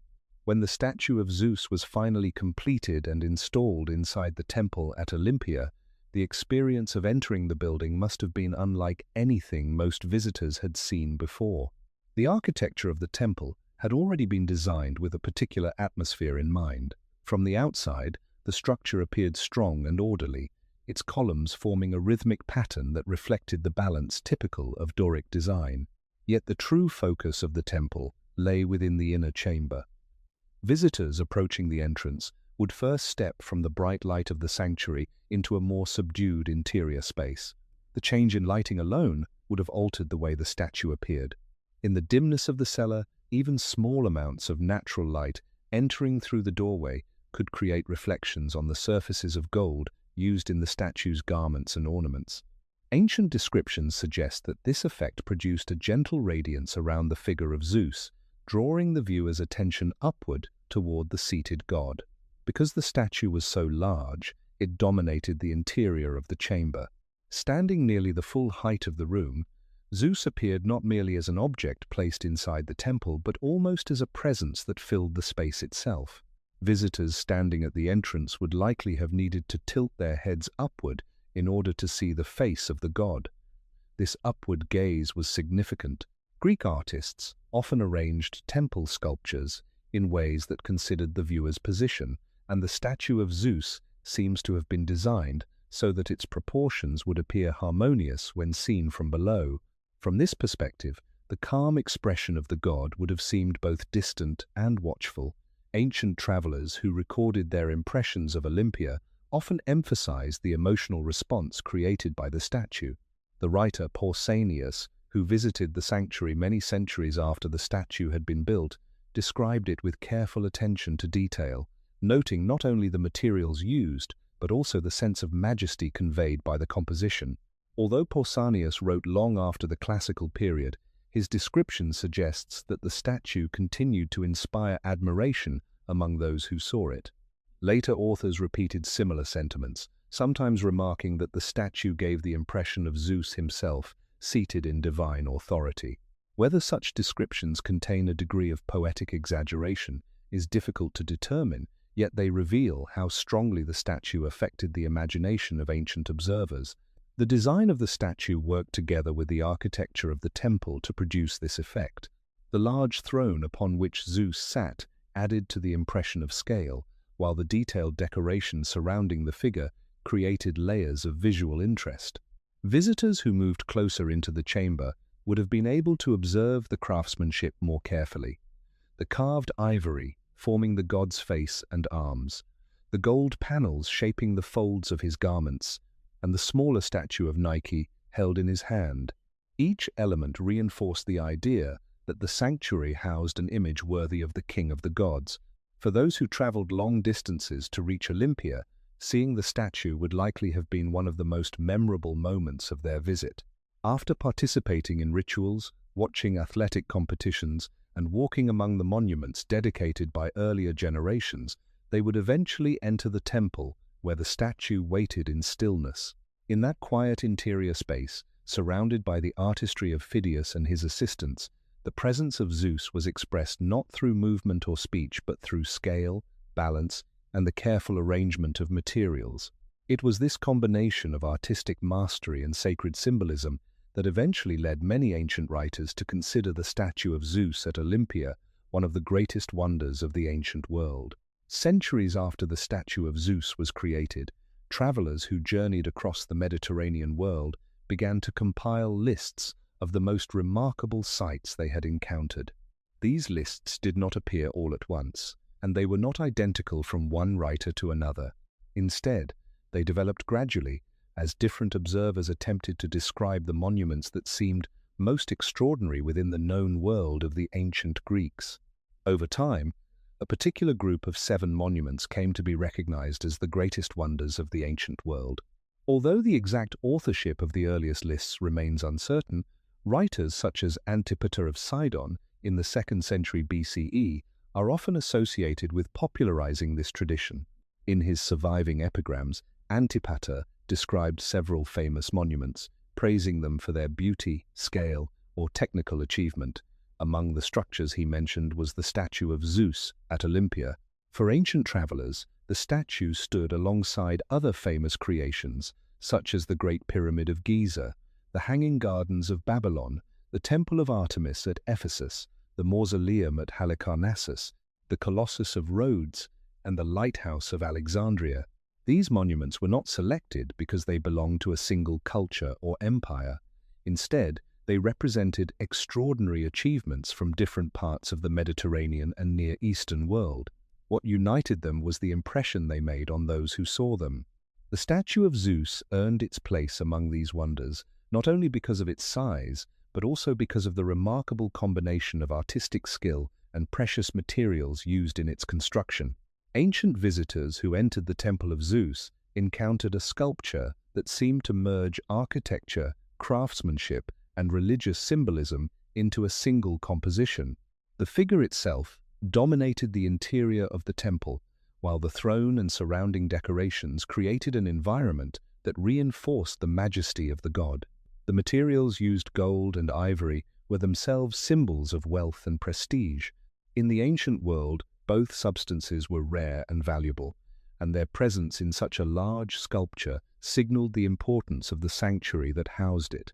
The technical complexity of the statue also impressed observers. Constructing a sculpture of that scale required advanced knowledge of structure, materials, and artistic proportion. The wooden framework had to support the weight of the gold and ivory surfaces without collapsing, while the outer layers needed to be assembled with precision so that the seams between pieces remained invisible. Such craftsmanship required the coordinated efforts of many skilled workers under the direction of a master sculptor. For travelers accustomed to seeing statues carved from stone or cast in bronze, the statue of Zeus represented a different kind of artistic ambition. Its luminous surfaces and monumental scale created an impression that was difficult to compare with other works of art. Yet the statue's reputation was not based solely on technical skill.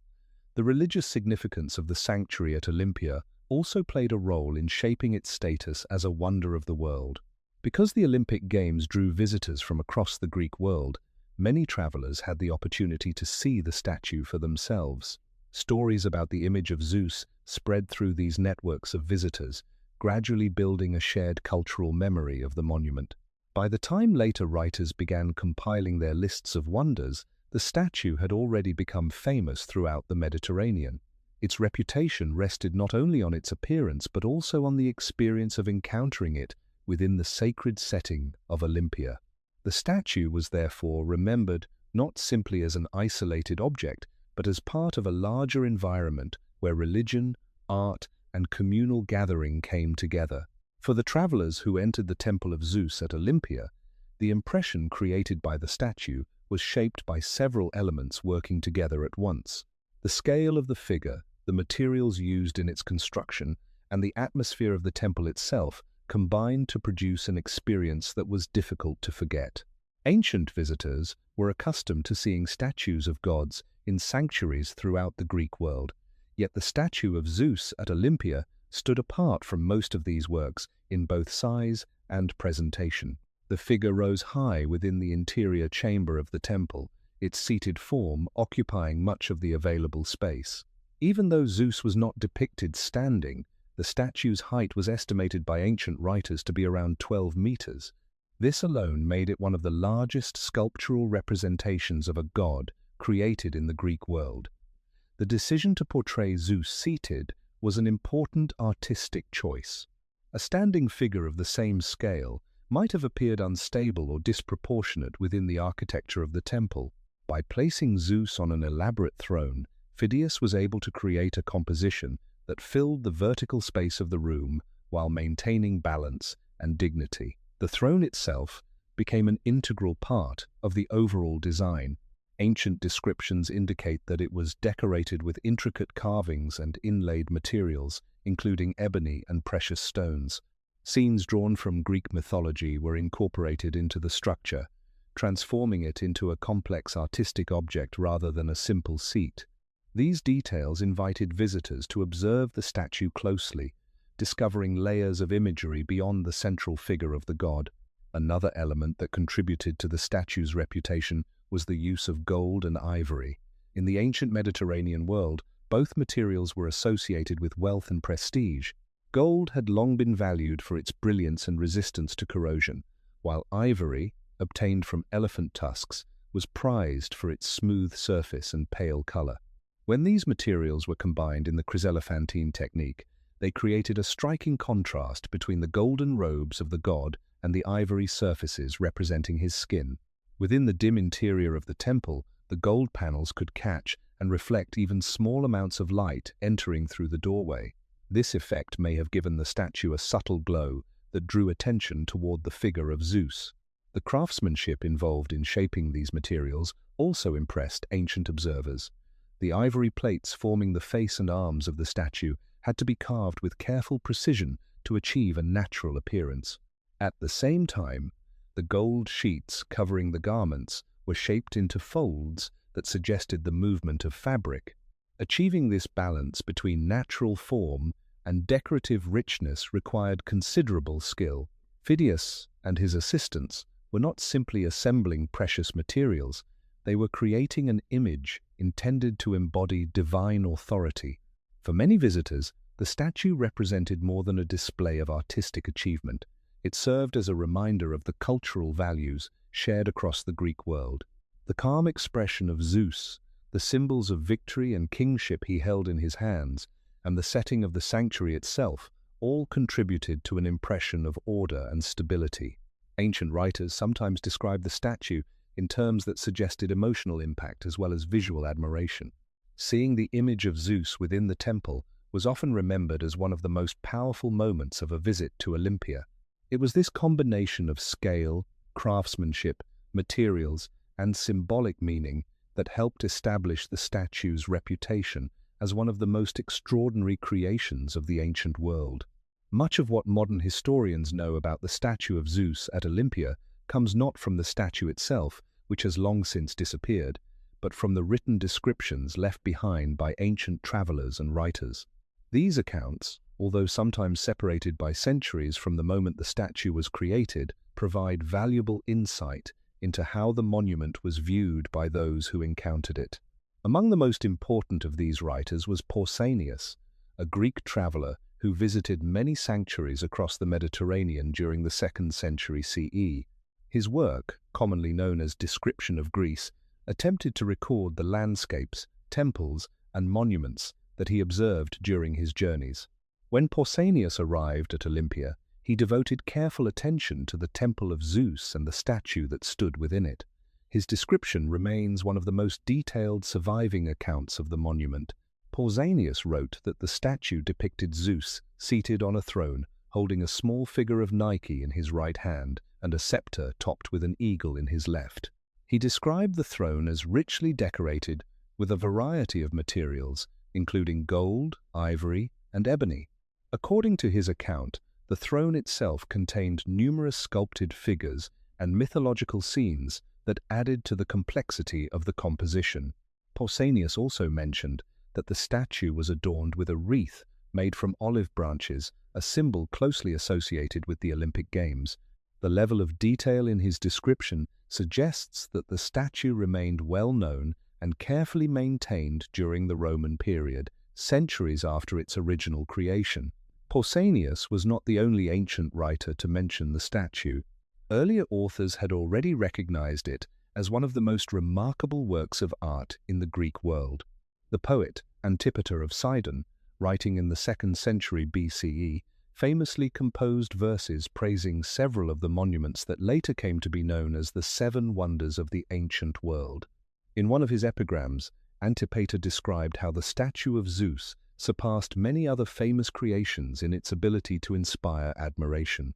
While poetic language often exaggerates the qualities of the objects it celebrates, the inclusion of the statue in such writings indicates the reputation it had already gained among travelers of the Hellenistic period.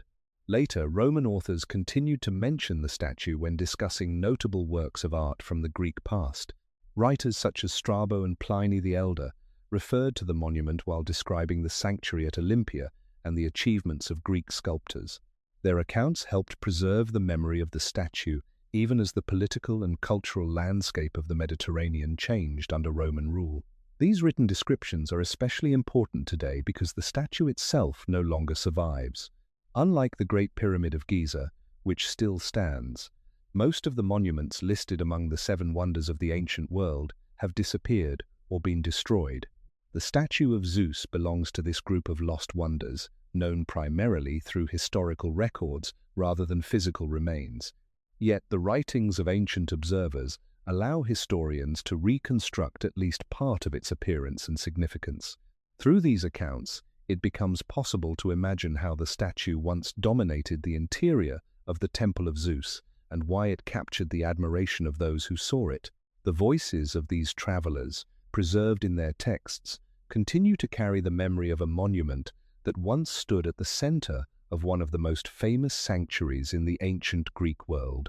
For several centuries after its creation in the 5th century BCE, the statue of Zeus remained one of the most admired monuments in the Greek world. Generations of visitors continued to travel to Olympia, participating in the Olympic Games and entering the temple to see the great image of the god seated upon his throne. Yet the world surrounding the sanctuary was gradually changing. Political power in the Mediterranean shifted as the influence of the Greek city-states declined, and the Roman Republic, and later the Roman Empire, extended its authority across the region. By the 1st century BCE, Greece had become part of the expanding Roman world. Despite this political transformation, many aspects of Greek culture continued to flourish under Roman rule. Roman elites often admired Greek art, literature, and philosophy, and they visited famous sanctuaries such as Olympia as part of their travels. In fact, during the early centuries of the Roman Empire, the Olympic Games and the sanctuary itself continued to function much as they had before. Emperors sometimes supported the games or restored parts of the sanctuary, recognizing its importance as a cultural symbol of the Greek world. Visitors from across the Mediterranean still arrived to witness the competitions and the monuments that filled the sacred grove. During this period, the Statue of Zeus remained one of the most celebrated attractions at Olympia. However, the religious landscape of the empire began to change in profound ways during the later centuries of Roman rule. New religious movements spread across the Mediterranean, gradually altering the traditions that had shaped the ancient world for centuries. Among these movements, Christianity eventually became the most influential.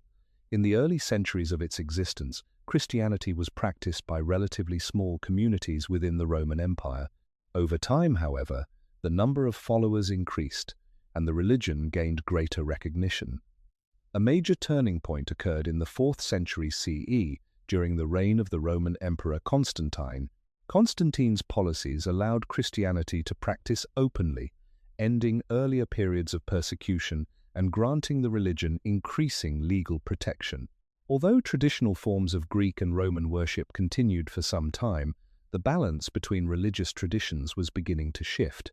Later in the 4th century, further changes took place under the Emperor Theodosius I. In the year 380 CE, Theodosius issued an edict that declared Nicene Christianity the official religion of the Roman Empire. In the decades that followed, imperial policies increasingly discouraged or restricted traditional pagan religious practices, including sacrifices and rituals that had been central to Greek sanctuaries for centuries.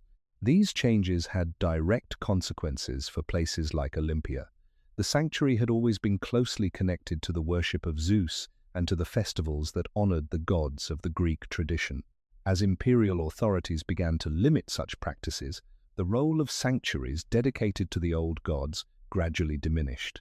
Historical sources indicate that the Olympic Games themselves were eventually suppressed toward the end of the 4th century CE, often associated with the policies of Theodosius or his successors. Without the regular gatherings that had sustained the sanctuary for generations, Olympia slowly began to lose its central place in the cultural life of the region. The temples, altars, and monuments that had once attracted thousands of visitors each festival now stood in a landscape that was becoming quieter and less frequently visited. The statue of Zeus, which had once been admired by travelers from across the Mediterranean, remained within the temple for some time during this period of transition. Yet the changes unfolding throughout the Roman Empire meant that the world which had originally created and celebrated the statue was gradually fading away. As the religious policies of the Roman Empire shifted during the late 4th century CE, the traditions that had sustained sanctuaries like Olympia for centuries began to weaken. The Olympic Games had long served as the central event that drew visitors to the sanctuary. Every 4 years, athletes, spectators, and officials traveled to the valley to participate in rituals honoring Zeus and to witness the competitions that had become famous throughout the Greek world. These festivals were not merely athletic gatherings. They were religious celebrations rooted in the traditions of Greek worship. When imperial authorities began to restrict or discourage pagan rituals, the foundations of the Olympic festival itself were affected. Historical sources indicate that the Olympic Games were eventually discontinued toward the end of the 4th century CE. Although the precise date remains debated among historians, many scholars associate the end of the ancient games with the policies introduced during the reign of Emperor Theodosius I and possibly continued under his successors. The suppression of pagan sacrifices and traditional festivals made it increasingly difficult for sanctuaries dedicated to the old gods to maintain their central role in public life. Without the recurring cycle of festivals, Olympia lost the gatherings that had once filled the sanctuary with activity and devotion. The altars where sacrifices had been offered for generations no longer served their original purpose, and the temple ceremonies that once accompanied the games gradually ceased. As fewer visitors arrived, the structures within the sanctuary began to experience the effects of neglect. Temples that had once been carefully maintained now required repairs that were no longer organized or funded in the same way as before. The sanctuary had never been a permanent city, with a large resident population responsible for its upkeep. Instead, it relied on the regular presence of pilgrims and officials connected to the Olympic festival. When these visitors stopped coming, the buildings were left exposed to the slow passage of time. Natural forces also played a role in the changing condition of the site. The Valley of Olympia lies between rivers that periodically flooded their banks. Over many years, layers of sediment carried by water gradually accumulated across parts of the sanctuary. Earthquakes, which were not uncommon in the region of Greece, may also have damaged structures within the site. As the centuries passed, parts of the once busy sanctuary became buried beneath soil and debris. The landscape that had once hosted crowds of athletes and spectators slowly returned to a quieter state. Yet the disappearance of the Olympic festival did not immediately erase the memory of the sanctuary. Travelers in the later Roman period were still aware of Olympia's historical significance. Some visitors may have continued to walk among the temples and monuments that remained standing. The statue of Zeus itself may also have remained inside the temple for some time after the games ended, although the exact details of this period are not clearly documented. What is certain is that the sanctuary no longer occupied the central role it had once held in the Greek world. The rhythm that had defined Olympia for centuries, the gathering of people every 4 years to honor Zeus and celebrate athletic excellence, had come to an end. Without these repeated gatherings, the sanctuary gradually faded from the active religious life of the region.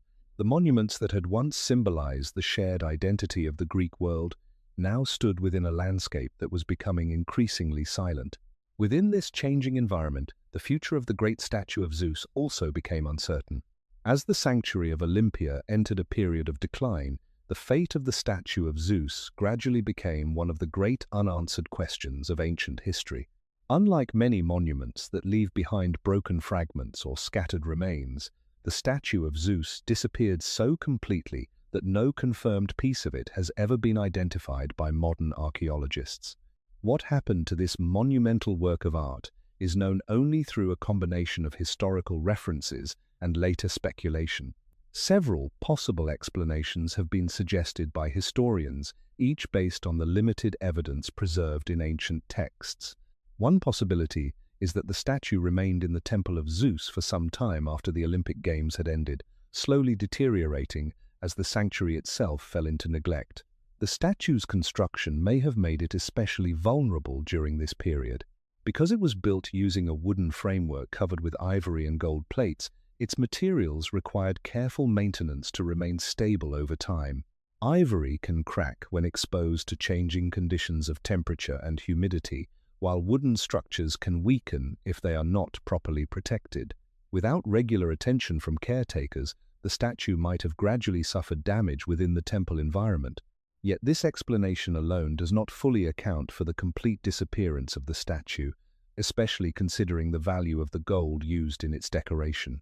Another theory, recorded in ancient sources, suggests that the statue may have been transported away from Olympia during the later centuries of the Roman Empire. Some historical traditions claim that the statue was moved to the city of Constantinople, the imperial capital established by Emperor Constantine in the 4th century CE. Constantinople became a major center for collecting famous works of art from across the empire. Emperors and wealthy patrons often transported sculptures and monuments from older sanctuaries to decorate the public spaces and palaces of the new capital. According to later historical accounts, the statue of Zeus may have been relocated to the palace of a Roman official in Constantinople. If this account is accurate, the statue would have continued to exist for some time after the decline of Olympia itself. However, this story does not provide a final answer to the statue's fate. Other sources report that a fire destroyed part of the palace complex in Constantinople during the 5th century CE.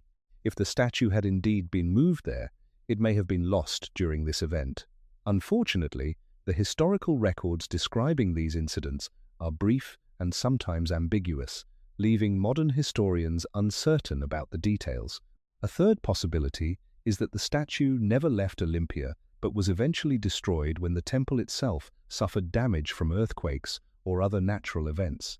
The region of Greece where Olympia is located has experienced seismic activity throughout history, and archaeological evidence shows that several structures within the sanctuary were affected by earthquakes in late antiquity. If the temple collapsed during one of these events, the statue inside might have been severely damaged. The valuable gold plates could then have been removed or reused in later periods, leaving little trace of the original structure behind. Because none of these explanations can be confirmed with absolute certainty, the disappearance of the statue remains one of the enduring mysteries associated with Olympia. What is clear is that a monument once admired by travelers from across the ancient Mediterranean eventually vanished from the historical landscape.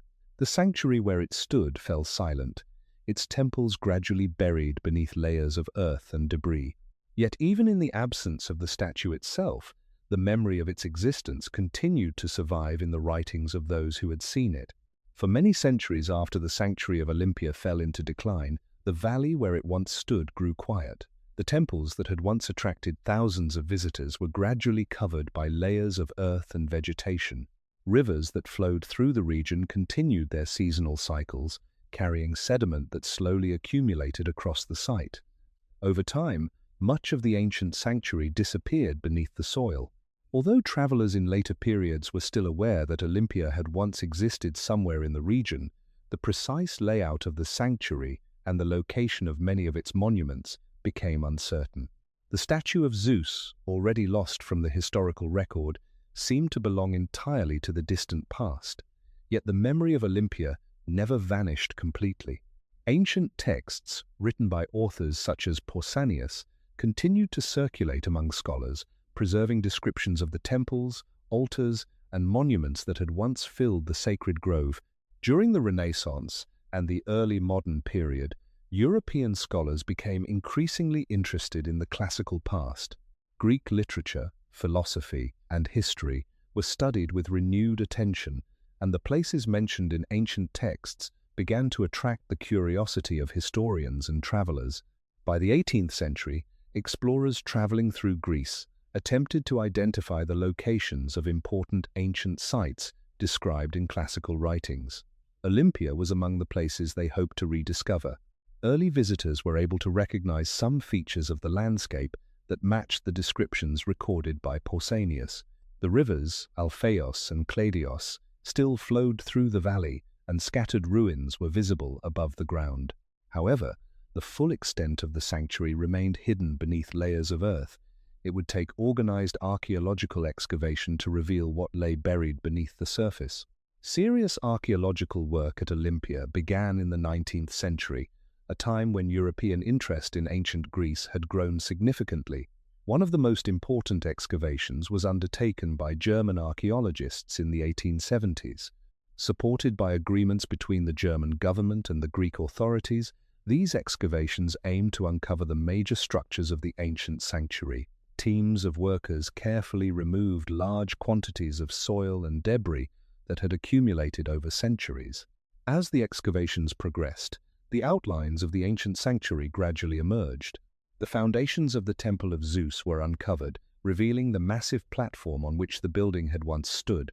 Nearby, archaeologists identified the remains of other important structures, including the Temple of Hera, athletic facilities associated with the Olympic Games, and numerous monuments dedicated by ancient visitors.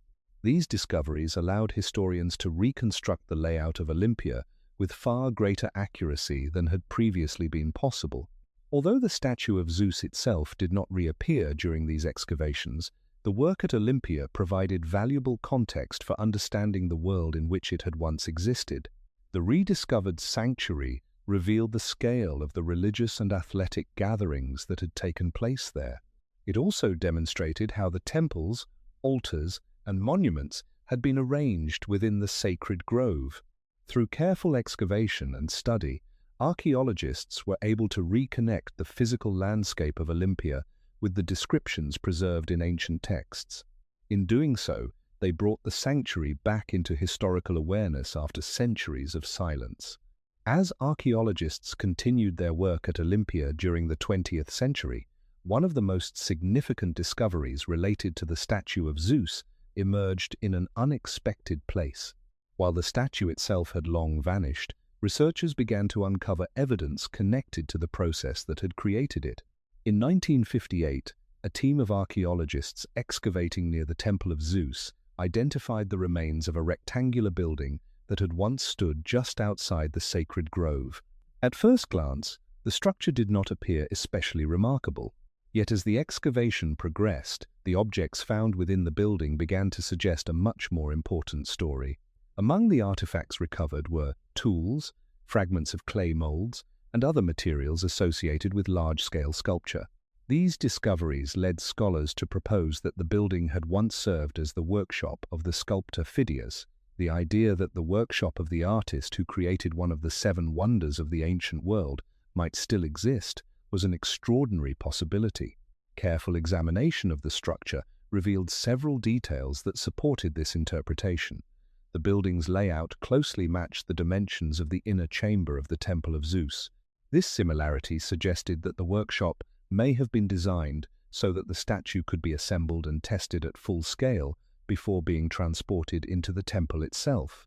Constructing the statue in such a space would have allowed Phidias and his assistants to verify that the proportions of the figure would fit within the architectural environment prepared for it. The discovery of molds and sculptural tools also indicated that complex artistic work had taken place there. Yet the most famous object uncovered in the workshop was a small drinking cup made of clay. Inscribed on the surface of the cup were the Greek words meaning, "I belong to Phidias." Although the inscription itself is brief, it provides one of the rare moments when a name mentioned in ancient literary sources appears directly on an archaeological artifact. The cup does not prove that Phidias personally used it, but its presence strongly reinforces the connection between the workshop and the sculptor described by ancient writers. The discovery of this building offered scholars a rare opportunity to imagine the environment in which the statue of Zeus had been created. Within this workshop, carpenters may have assembled the wooden framework that formed the statue's internal structure. Craftsmen skilled in carving ivory would have shaped the plates that formed the surfaces of the god's face and body. metalworkers would have hammered thin sheets of gold that later became the flowing robes of Zeus.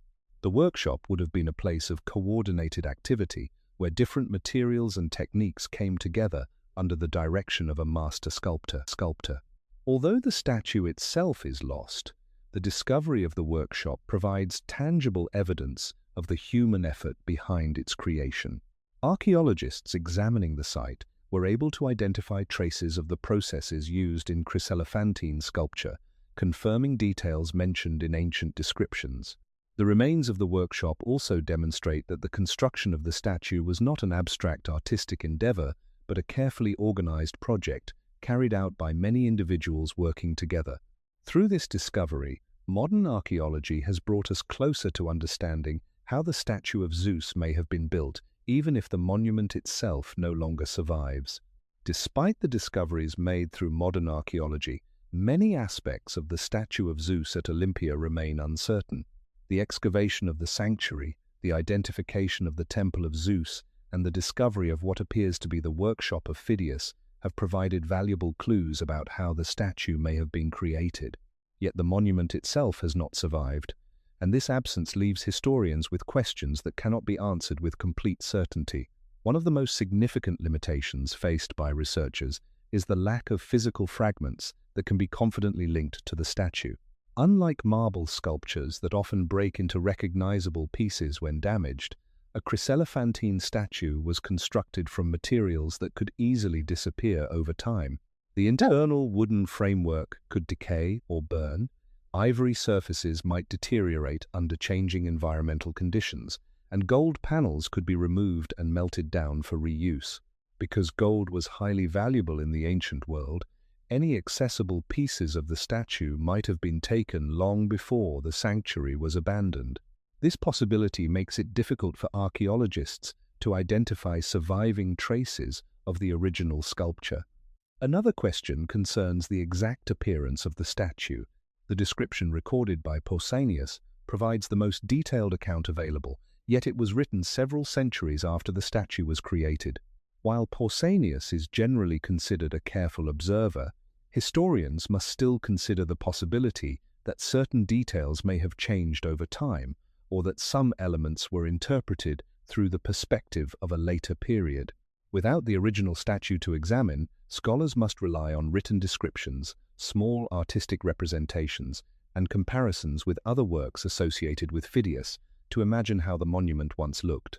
Coins produced in the Roman period offer one additional source of information. Some coins from the city of Elis display images that appear to represent the statue of Zeus seated on his throne. These miniature depictions cannot reproduce the full detail of the original sculpture, but they provide hints about its general composition. The coins confirm certain elements mentioned in literary descriptions, such as the seated posture of Zeus and the objects held in his hands. Even with these sources, however, the precise proportions and artistic nuances of the statue remain beyond our reach.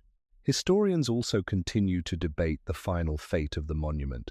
As discussed earlier, several possibilities have been proposed, including the relocation of the statue to Constantinople or its destruction within the temple at Olympia. Each theory draws upon fragments of historical evidence, yet none can be proven conclusively. The absence of direct documentation from the final years of the statue's existence leaves room for uncertainty. This uncertainty, in many ways, is part of what makes the story of the statue of Zeus so compelling. It reminds us that the ancient world, despite the impressive achievements it left behind, cannot always be reconstructed in complete detail. Archaeology can reveal structures, tools, and landscapes, but some elements of the past remain hidden beyond the reach of modern investigation. The statue of Zeus at Olympia stands as one of those mysteries. Once admired by travelers from across the Mediterranean, it now survives primarily through descriptions, fragments of evidence, and the enduring curiosity of those who seek to understand how such a remarkable monument could vanish from history. Even though the statue of Zeus at Olympia no longer exists, its influence did not disappear with the monument itself. The memory of the statue continued to shape the way later generations understood Greek art, religion, and the achievements of the ancient world. Long after the temple had fallen silent and the sanctuary had been buried beneath layers of soil, writers and historians continued to mention the statue when discussing the greatest artistic creations of classical Greece. In this way, the monument gradually shifted from being a physical object that visitors could see to becoming part of a broader cultural memory preserved through texts and traditions. For scholars studying the history of ancient art, the statue of Zeus represents one of the most important examples of chryselephantine sculpture ever attempted. Although the statue itself has been lost, the descriptions recorded by ancient authors and the archaeological evidence discovered at Olympia provide insight into the technical abilities of Greek craftsmen during the classical period. The combination of wood, ivory, and gold required careful planning and collaboration among different specialists. Carpenters constructed the internal framework. Ivory workers shaped delicate surfaces representing the god's skin, and metal workers formed thin sheets of gold that became the flowing garments of the figure. These processes demonstrate that the statue was not simply the creation of a single artist working alone. It was the result of a coordinated effort involving many individuals under the direction of Phidias. The statue also illustrates the relationship between art and religion in the Greek world. In ancient sanctuaries, sculptures of the gods were not merely decorative objects. They were intended to represent the presence of the deity within the sacred space. Visitors entering the Temple of Zeus would have understood the statue as a symbolic embodiment of the god honored there. The calm posture, the throne decorated with mythological scenes, and the objects held in the god's hands all communicated ideas about divine authority and order. Through these elements, the statue reflected the religious beliefs and cultural values of the society that created it. The continued fascination with the statue of Zeus also reveals something about the way people remember the past. Many of the monuments listed among the 7 wonders of the ancient world have been damaged or destroyed over the centuries, yet the stories associated with them remain powerful. Even without the physical structure standing before us, the descriptions preserved in ancient texts allow modern readers to imagine what these monuments once looked like and how they were experienced by those who saw them. The statue of Zeus is perhaps one of the clearest examples of this phenomenon. It was admired by generations of travelers, celebrated by poets, and recorded by historians, yet today it survives primarily in written form. Archaeology has helped us rediscover the sanctuary where the statue once stood, revealing the foundations of the temple and the workshop where it may have been constructed. These discoveries reconnect the modern world with the landscape that once surrounded the statue. At the same time, the absence of the statue itself reminds us that even the most celebrated works of human creativity can be vulnerable to the passage of time. Civilizations change, religious traditions shift, and monuments that once seemed permanent may eventually disappear. What remains is the record of how those monuments shaped the lives and imaginations of the people who encountered them. When people speak about the 7 wonders of the ancient world, it is easy to imagine them as permanent monuments that once stood unchanged across centuries. Yet the story of the statue of Zeus at Olympia reminds us that many of these wonders did not survive into the modern age. Of the 7 monuments described by ancient writers, only the Great Pyramid of Giza remains largely intact today. The others have been damaged, destroyed, or lost through the long passage of time. This reality invites an important reflection about the nature of historical memory. A monument does not need to remain physically present in order to influence the way people understand the past. The statue of Zeus is a powerful example of this idea. Even though the sculpture itself disappeared many centuries ago, its reputation has continued to shape discussions about Greek art, religion, and craftsmanship. The descriptions preserved by ancient authors allow historians to reconstruct certain aspects of the statue's appearance and significance. These written records act almost like distant echoes of the monument, carrying fragments of information across time. Archaeology adds another layer to this understanding. When modern researchers excavated the sanctuary of Olympia and uncovered the foundations of the Temple of Zeus, they were not simply revealing an ancient building, they were also restoring the physical setting in which the statue once existed. The discovery of the workshop associated with Phidias further strengthened this connection, providing tangible evidence of the process that may have produced one of the most famous sculptures of antiquity. Together, these findings help bridge the gap between the ancient descriptions and the modern landscape. They remind us that history is often reconstructed through a combination of surviving texts, archaeological remains, and careful interpretation. The absence of the statue itself, therefore, becomes part of the story, rather than a barrier to understanding it. The disappearance of the monument encourages historians to examine the many ways in which knowledge about the past can be preserved. Some information survives through physical objects, such as temples, tools, and inscriptions. Other knowledge is transmitted through written accounts created by travelers, historians, and poets. In the case of the statue of Zeus, both types of evidence contribute to the picture that scholars continue to study today. The sanctuary of Olympia provides the physical environment where the statue once stood, while ancient writings describe the image that once filled the temple's interior. By combining these sources, it becomes possible to approach an understanding of a monument that no longer exists. This process also reveals something about the fragility of human achievements. The statue of Zeus was admired as one of the greatest artistic creations of the ancient world, yet it ultimately proved vulnerable to the same forces that affect all human constructions: political changes, shifting religious traditions, natural disasters, and the simple passage of time can all transform the fate of even the most celebrated monuments. Recognizing this fragility does not diminish the importance of the statue. Instead, it highlights the remarkable fact that its story has continued to survive long after the object itself disappeared. The story of the statue of Zeus at Olympia begins with a monument that once stood at the center of one of the most important sanctuaries in the Greek world. For centuries, visitors traveled across mountains and seas to witness the image created by the sculptor Phidias. Inside the temple, the seated figure of Zeus combined gold, ivory, wood, and artistic imagination into a form that seemed to represent both human craftsmanship and divine authority. Travelers described the experience of seeing the statue as something unforgettable. The image of the god, calm and immense within the quiet interior of the temple, became part of the collective memory of the ancient Mediterranean world. Yet over time, the circumstances that had allowed the statue to exist began to change. Religious traditions shifted, political structures evolved, and the sanctuary of Olympia slowly lost the gatherings that had once sustained it. Without the festivals, the crowds of visitors, and the rituals dedicated to Zeus, the temple no longer held the same place in the life of the region. The statue that had once inspired admiration gradually disappeared from the historical record. Today, the monument that ancient travelers once considered one of the greatest wonders of the world survives only through fragments of evidence.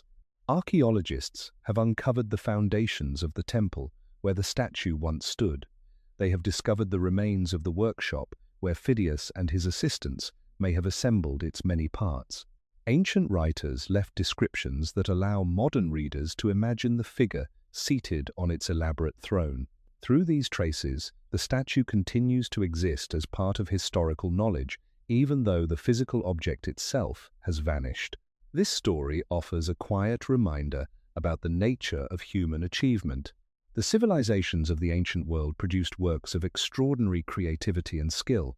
They built temples, sculpted monuments, and organized festivals that brought people together across great distances. Yet even the most celebrated creations of those societies were not immune to change. Time, natural forces, and shifts in belief eventually transformed the landscape in which those monuments once stood. The statue of Zeus at Olympia reminds us that history is not simply a collection of objects preserved forever in their original form.